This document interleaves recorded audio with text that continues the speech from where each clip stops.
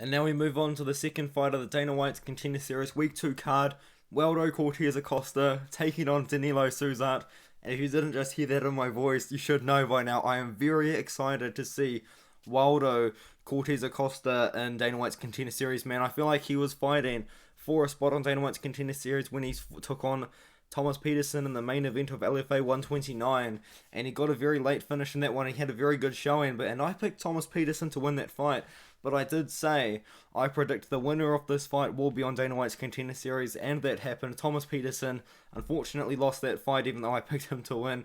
Waldo Cortes-Acosta come up on top, showed some really good boxing, some really good striking, and now here he is taking on Danilo Suzart. And Danilo Suzart must be a guy that the UFC has had on their radar for a while, because he was one of the first guys to be added to the official Dana White's Contender Series roster. So let's talk about Waldo Cortes-Acosta and what he brings to the table. He does have very heavy hands, and he does have a good jab, and he does have good technical striking.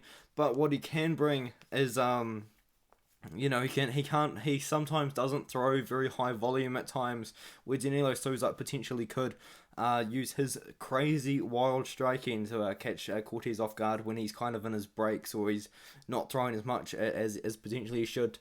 But what Danilo Suzart does bring is a lot of forward pressure, but he doesn't have a very good gas tank, and I think that's where Waldo Cortes-Acosta is going to shine on this one here. He does have quite a few decision wins to quite a few people's surprise in a way, because it is heavyweight MMA, and a lot of these guys throw big power, and it doesn't necessarily always go the distance. But Cortes-Acosta's got 2 wins by decision in his career. He's also got some professional boxing fights as well, which is always pretty nice to see. You know, he's fighting in MMA and also boxing as well.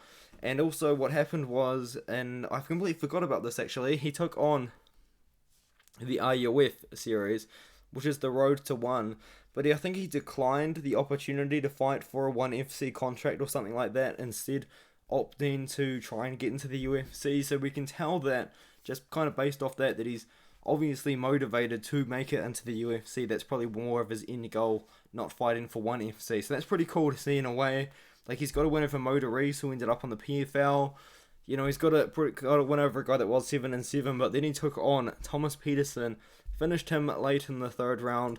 Great fight, really. Thomas Peterson wasn't really able to get his game going, and Cortes-Acosta just looked really good, in my opinion, and he ended up winning that fight. But Danilo Suzart, on the other hand, you know, he's got a lot of KO wins in his career. He's got 6 wins by KO, but he throws a lot of looping punches. He throws a lot of wild wild punches as well. You know what I mean? It's not like the most technical striking that you're gonna see, but it works. It's worked for him. He's 9-1 right now as a pro, and he has wins over guys that, you know, level of competition ain't that great, to be fair. But he's got a win over an undefeated guy at Aries FC3, and obviously that's probably what put him on the map for the UFC. And I think that the winner of this fight is going to get a contract. I said that about the flyweight fight last week, and unfortunately no one did get a contract. It was a split decision win. But I think that Alessandro Costa probably could have got a contract and done pretty well in the UFC, but obviously Dana White didn't want him. So that is what it is, man. I think the winner of this fight gets a contract. Give me Waldo Cortes-Acosta to beat up Danilo Suzart a little bit in the 1st round. And I think he's going to find a finish in the 1st round.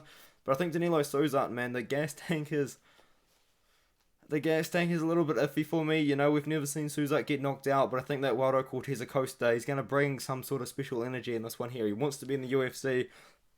Sorry, he's fought hard to get here. He recently just beat Thomas Peterson.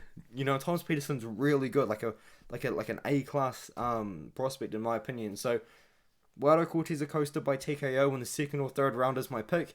I think he's going to get it done over a gassed out Suzart, and Suzart's going to throw a lot of looping strikes and stuff, but he's not going to catch Waldo Cortes-Acosta, in my opinion. I think that Cortes-Acosta is going to finish him off in the 2nd or 3rd round. Give me Cortes-Acosta by knockout, 2nd or 3rd round, and I think he's going to get the job done.